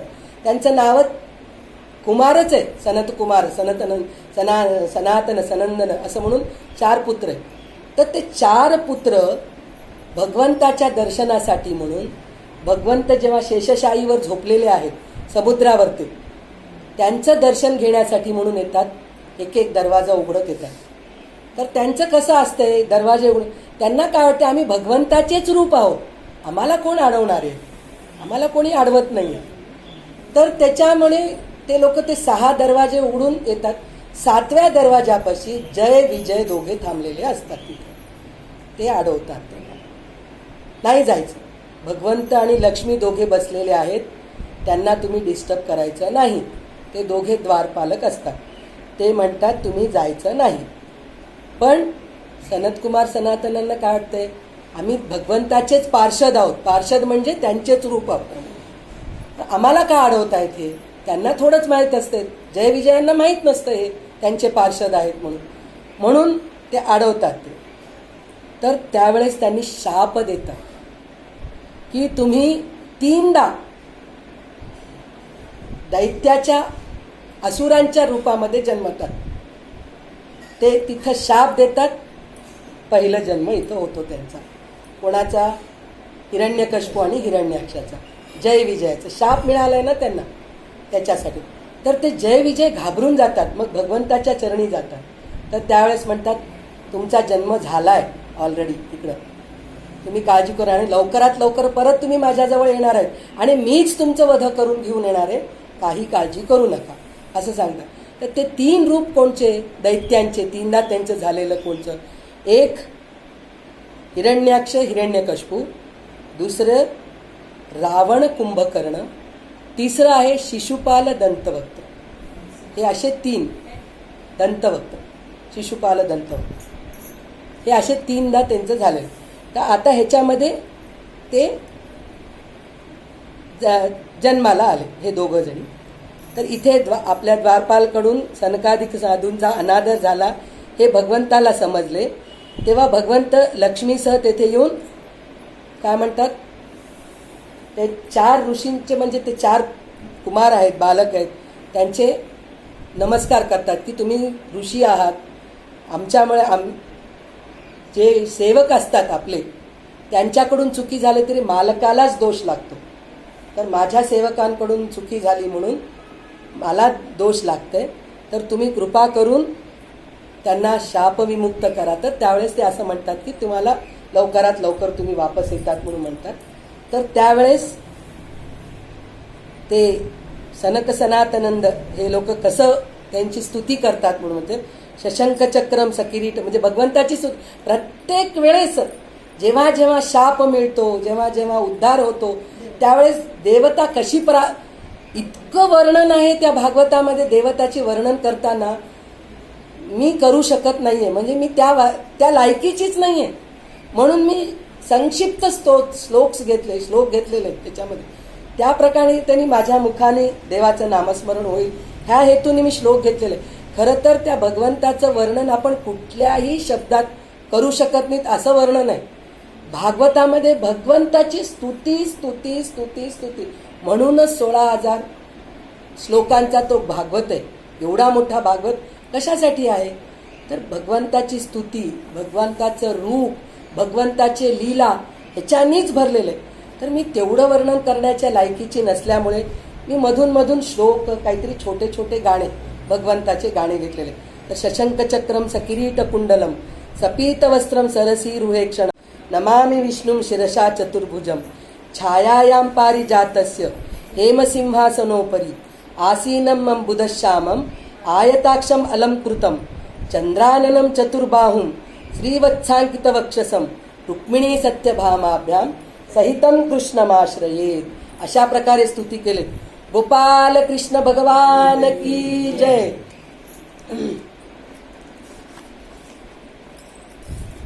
भगवान त्यांच्या स्तुतीने प्रसन्न झाले आणि हे 2 द्वारपाल तिथं जन्म झाले त्या दोघांचे.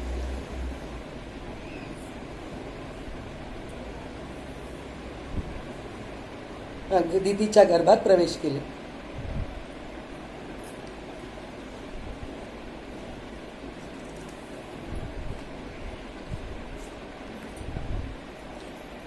इथे जे मी वराह अवताराची कहाणी सांगितले ना, ते हिरण्यकश्यपूच्या जन्माच्या अगोदरच सांगून टाकले. आता आहे खरं तर ते हिरण्यकशिपूची कहाणी. ते भागवतामध्ये असंच आहे, एकदा सांगतात परत पुन्हा दुसऱ्यांदा सांगतात. म्हणजे आता ते लीलाचे वर्णन करत त्यावेळेस त्यांना जे सुचलं ते लीला सांगत गेले. तर त्यावेळेस सुद्धा थोड्या प्रमाणात याच्या इथं काय म्हणून म्हणतात, पूर्ण वराह रूपाचं वर्णन आहे. ते वराह रूप कसे ते मी ते सांगितलेलेच आहे तुम्हाला सगळ्यांना. ते वराह रूप कशाला आले, नदीमधून कशाला घेऊन गेले, ते सगळं सांगितलेलंच आहे. तर त्याच्या वेळेस जेव्हा वराहाचा हे होतो, आता विश्वविजय भगवंतांनी जरी सहज ठोसा मारला तरी त्याच्या प्रेरणाने हिरण्याक्षाचा देह गरगरून जोऱ्याने जमिनीवर आदळला.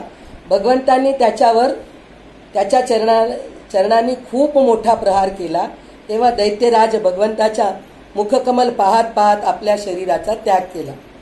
त्यांचा म्हणजे वराह रूपाचा वध झाला, म्हणजे वराह रूप प्रकटला, हिरण्याक्षाचा वध झाला. तर पुन्हा ब्रह्मदेवतांनी हे करतायत, स्तुती करतायत. रूपम महत्ते बहुवक्त्र नेत्रम महाबाहू बहुबाहू रूपादम बहुदरम बहुद्रष्टाकलारम करालम दृष्ट्वा लोका प्रविथ्यातांस तथाहम. म्हणजे रूप महत्ते बहुवक्त्र नेत्रम, किती डोळे आहेत त्या देवाचे, किती हात आहेत, किती हे आहे. नभस्पृशम दीप्तम अनेकवर्णम व्याप्ताननम दीप्त विशाल नेत्रम दृष्ट्वा हि त्वां व्यथी अंतर आत्मा धृतिनम विदामी शरणं च विष्णो द्रष्टाकरालानि च ते मुखानि दृष्ट्वैव काला नलसन्निभानि दिशो न जाने न लभये च शर्म प्रसीद देवेश जगन्निवास. म्हणून अशा प्रकारे ब्रह्मदेवतांनी स्तुती करून त्या आदिवराहाला नमस्कार करतात. अशा प्रकारे इथं वराह रूपाचं वर्णन संपलेलं आहे. गोपाल कृष्ण भगवान की जय. आता कपिलाचं जन्माचं अवतारच मी जे म्हणले ना, कपिलाचं खूप खूप छान आहे कपिलाचं. पण त्याच्या आधी कपिलाच्या आई वडिलांची माहिती पाहिजे आपल्याला. जे कपिल ऋषी आहेत ते पण भगवंताचेच अवतार आहेत. जे 20 अवतारामध्ये मी जे सांगितलेले, आता एक एक अवतार संपत चाललेत. पहा, सनक सनातन संपले. नारद मुनींचं गोष्ट तुम्ही नारद मुनींचं गोष्ट ऐकला नाही. नारद मुनी संपले, वराह रूप संपलंय. अजून कोण? भीष्माचं नाही, व्यास ऋषींचं संपलेलं आहे. आता इथे कपिल मुनींचं आहे. तर कपिल मुनींचे आई वडील कोण होते?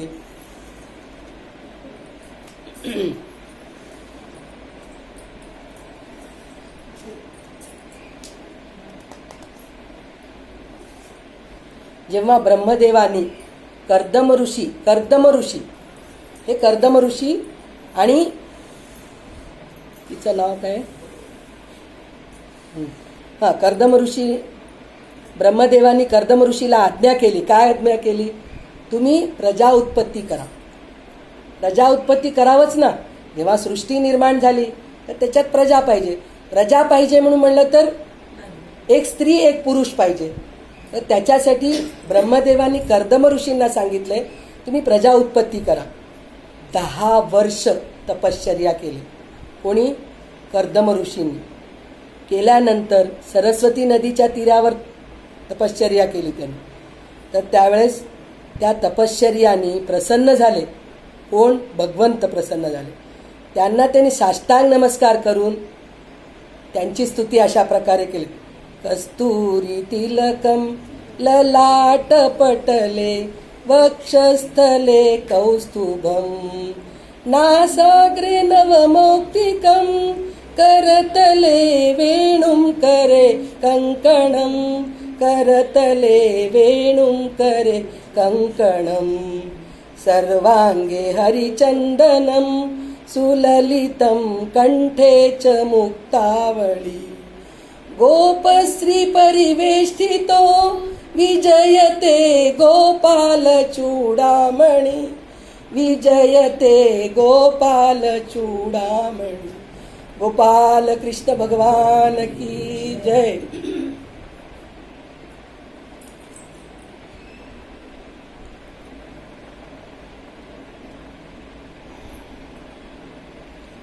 कर्दमांनी जेव्हा निष्कपट भावाने त्यांची अशी स्तुती केलेली पाहून भगवंत प्रसन्न झाले म्हणे. त्यासाठी आत्मसंयम करून माझी आराधना केलीस तर त्याच्यासाठी मी तुला काय पाहिजे विचार म्हणून म्हणतात. तर त्यावेळेस तुला एक देवहूती म्हणून येणार आहे, पत्नी येणार आहे. तिच्याकडून तुला 9 मुली जन्मतात. 9 मुली जन्मतात आणि 1 मुलगा जन्मतो. का 9 मुली जन्म कशासाठी घेतात? प्रजा उत्पत्तीसाठी म्हणून. प्रजा उत्पत्तीसाठी म्हणून 9 मुलींना जन्म देतो म्हणतो. पण मला ते 9 मुलींची गरज नाही म्हणतो कश्यप. प्रजा उत्पत्तीची माझी इच्छा नाही, ब्रह्मदेवाची इच्छा आहे. माझ्यासाठी तुम्ही काय देतात म्हणून कर्दम ऋषी विचारतात. तर त्यावेळेस भगवंत म्हणतात की त्याच्यासाठी म्हणून मी तुम्हाला माझा अंश असलेला कपिल पुत्र तुझ्या पोटात जन्माला येणार आहे. तो ह्या जगाची तर चांगली हे करतो, पण तुझ्या बायकोला म्हणजे तुझ्या पत्नीला उद्धार करतो, म्हणजे ह्या ह्याच्यातून मोक्षप्राप्ती करतो. तर तो सुद्धा आत्मज्ञान सांगतो. 5 वर्षाचा बालक कपिल आईला, आपल्या आईला, आजकालच्या काळासारखं 25-26 वर्षाला मुलं होत नाही. त्या काळात 100व्या वर्षी, पण आता सांगितलेलंच आहे ना, दिती 1000 वर्ष पोटात ठेवून घेतली, ती 100 वर्ष पोटात ठेवून घेतली. तसं त्यावेळेस इतक्या माथ्याऱ्या आईला ते आत्मज्ञान देतात कपिलमुनी. तर ते आपण उद्या घेऊयात. पण आज कपिलमुनींचे 9 पुत्री कसे तयार झाले त्याच्याबद्दल थोडीशी गोष्ट आहे. तर स्वयंभू मनू कर्दम मनू हे कर्दम ऋषी बसलेले असतात. तर स्वयंभू मनू, हे स्वयंभू मनू म्हणून राजा असतो. मनू म्हणजे कोण? स्वयंभुवनाचा काळातला. आपण आता कोणत्या काळात आहेत? वैवस्वर मन्वंतरी असं आहे ना. तर ते स्वयंभुव मन्वंतरी असं होतं. ते स्वयंभुव म्हणून त्या काळातला मनू राजा होता. त्या मनूपासूनच आपण सगळे मनुष्य निर्माण झालो आहे. तर त्या मनुराजाची मुलगी असती देवहूती म्हणून. तर ती देवहूतीला घेऊन ते येतात, कर्दम ऋषीच्या आश्रमात येतात. येऊन म्हणतात की माझी मुलगी खूप गुणी आहे, माझ्या मुलीशी तुम्ही विवाह करा. तर ते म्हणतात मी माथारा आहे, मी ऋषीमुनी आहे, ती माझी काय सेवा करू शकते, माझ्याजवळ किती दिवस राहू शकते ती. नाही, तरुण मुलींना चांगलाच मुलगा पाहिजे, 1-2 वर्षाचंच अंतर पाहिजे बरं का आम्हाला. 7-5 वर्षाचं पण अंतर नको आम्हाला, 2च वर्ष असे मुली आहेत, तर ती माझ्याशी काय राहू शकते. तर त्यावेळेस राजा म्हणतो नाही, तिची इच्छा पण तुमच्याशीच विवाह करायची इच्छा आहे, त्याच्यासाठी म्हणून तुम्ही तिचं पाणीग्रहण करा. मग तिच्याशी लग्न होतं. लग्न झाल्यानंतर ऋषी चांगली प्रजा उत्पत्ती पाहिजे म्हणून परत तपश्चर्या करतात कर्दम ऋषी. तर ही त्यांची सेवा करून करून करून गळून गेली. कोण? देवहूती. इतकी सेवा करती रात्रंदिवस, पण नवऱ्याचं काही हेच नाही तिला. शेवटी कंटाळून जाती, पण कंटाळत नाही, खूप सेवा करते. मग शेवटी कर्दम ऋषीच प्रसन्न होतात तिच्यावरती. म्हणजे आजकालच्या ह्याच्यानी काय आहे, प्लॅनिंग काय म्हणतात त्याला, 5 years planning, 2 years family planning, correct. काय तसं त्यांनी फॅमिली प्लॅनिंग केलं बरेच वर्ष. केल्यानंतर मग तिला म्हणतात तू माझी खूप सेवा केलीस, सेवा करून करून तू थकून गेली आहेस माझी, तर माझ्या दिव्य शक्तीने मी तुला सशक्त बनवतो. आणि ते सुद्धा सशक्त बनवतात. आणि आजकाल म्हणतात तुम्ही हनीमूनला जातो म्हणून. कुठं जातात? अंडमानला जातात, कुठं ऑस्ट्रेलियाला जाता म्हणतात. कुठं गेला ग त्याला? बालीला जातो म्हणतात.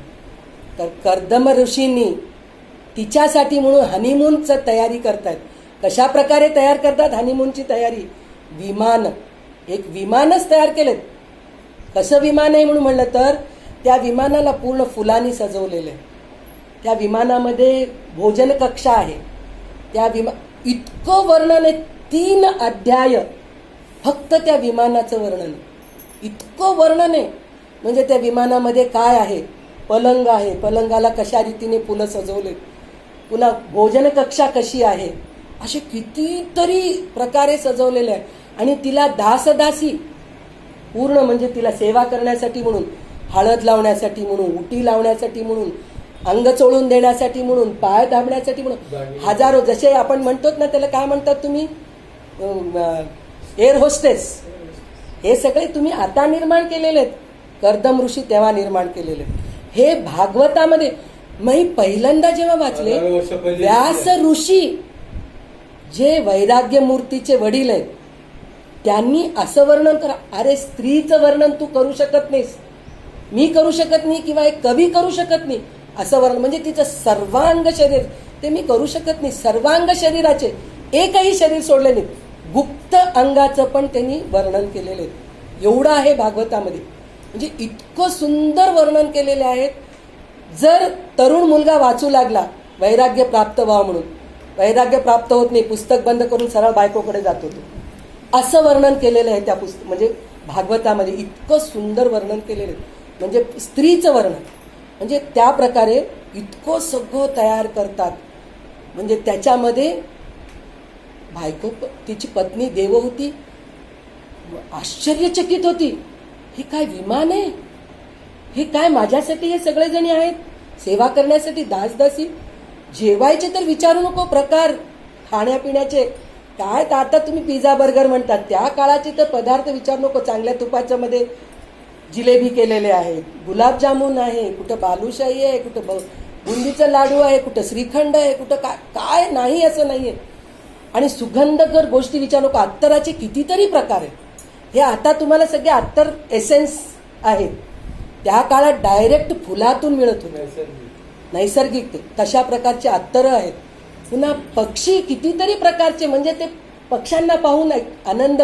आपण हनीमूनला जातो कशासाठी, निसर्ग सौंदर्य बघून आपल्याला आनंद व्हावा, आणि त्या आनंदामधून आपली जी गर्भ येती होती ना, ते चांगलं व्हावं म्हणून करतो. तर त्याच्यासाठी म्हणून कर्दम ऋषींनी एवढ्या सगळ्या प्रकारे निर्माण करतात. विमानाचं निर्माण करून त्याच्यामधून विहार करतात. आता विहार करून इतकं, म्हणजे ते कितीतरी वर्ष विहार करतात. 2 दिवसाचा हनीमून नाही आहे त्यांचं, कितीतरी वर्षाचा हनीमून. तर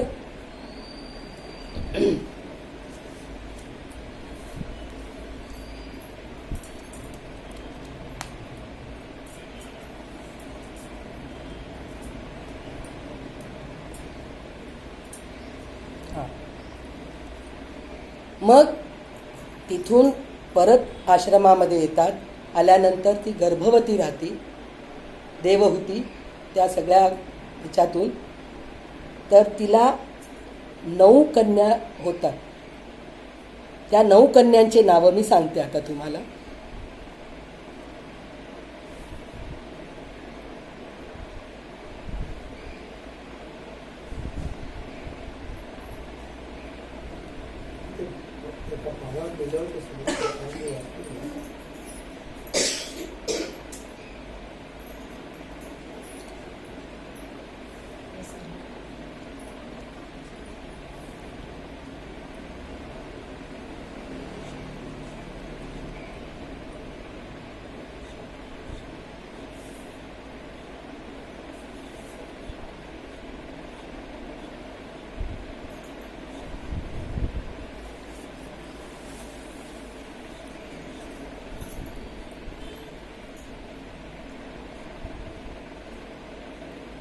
एक होती कला, दुसरी होती अनसूया, तिसरी होती श्रद्धा, तिसरी होती हवीरभू, चौथी होती गती, 5वी होती साध्वी, 6वी होती कृतुला, 7वी होती ख्याती, 8वी होती अरुंधती आणि 9वी होती शांती.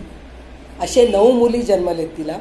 9 मुली जन्मल्यानंतर आता म्हणतात झालं, माझं प्रजा उत्पत्तीचं काम झालंय, मी निघून जातो. पण परत त्यांना आठवण येतं, नाही आपल्याला अजून एक पुत्र पण होणार. आणि ती हे सुद्धा वचन घेते कर्दम ऋषीकडून, तुम्ही जन्म तर दिलात, पण ह्या मुली मोठे झाल्यानंतर ह्यांना विवाह करून, ह्यांना योग्य स्थळ देऊन झाल्याशिवाय तुम्ही तपोवनाला जायचं नाही, तपश्चर्याला जायचं नाही. तेवढं काम करून जा. त्याच्यानंतर तर कपिल मुनी आहेतच मला बघणारे, मला मुलगा जन्मल्यानंतर. असं करून त्यांना मुलगा पण होतो. त्याचं नाव कपिल असं असतं. त्याचं आपण उद्या ऐकूत. मग त्याच्यानंतर आता त्या मुलींना चांगले संस्कार देऊन मोठे करतात. तर ह्या सगळ्या गोष्टी बघितल्यानंतर ब्रह्मदेव 9 ऋषींना घेऊन येतात. ते 9 ऋषी कोण असतात म्हणून म्हणलं तर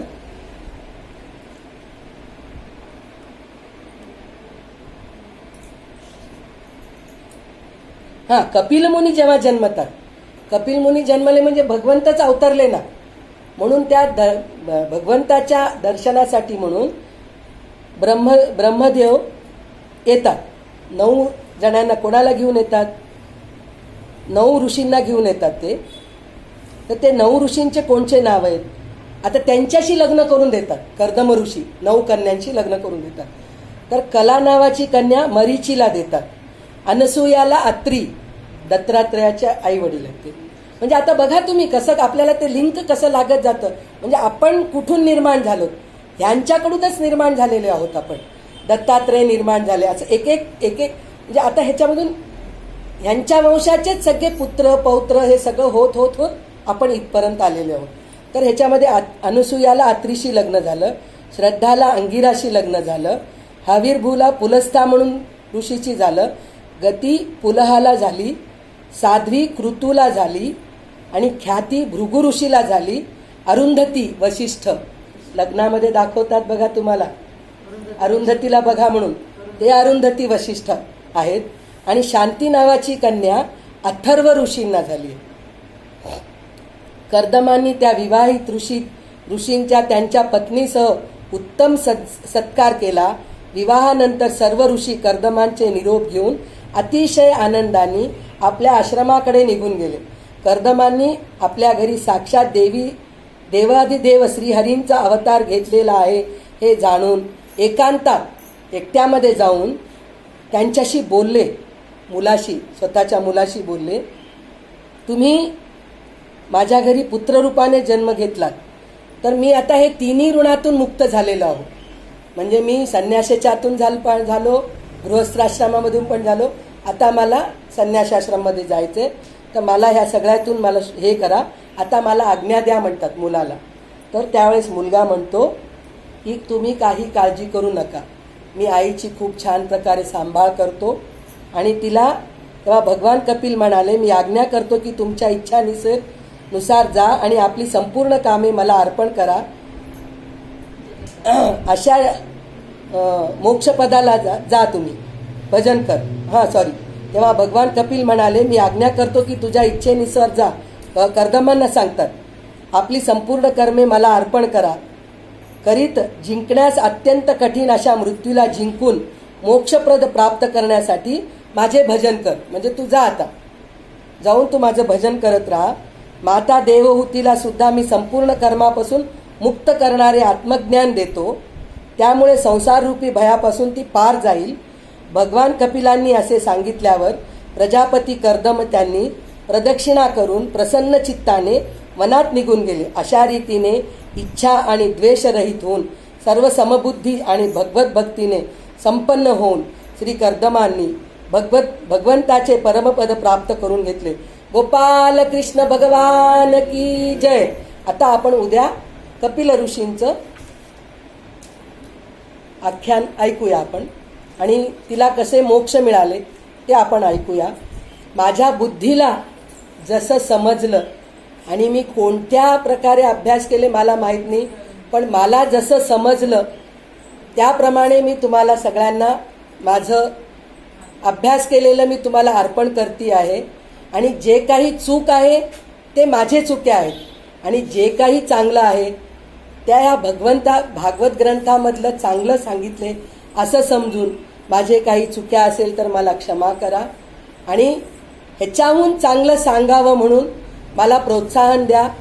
आणि तशी तुम्ही सदिच्छा पण देवाजवळ करा. तर त्याप्रमाणे माझी इच्छा पूर्ण करा तुम्ही. मला ह्याच्याहून चांगलं आता कसं सांगितले परमेश्वराला माहिती आहे, पण ह्याच्याहून चांगलं सांगता यावं असं परमेश्वराजवळ प्रार्थना करा. मी पण करते, तुम्ही पण प्रार्थना करते. ओम नमो भगवते वासुदेवाय. ओम नमो भगवते वासुदेवाय.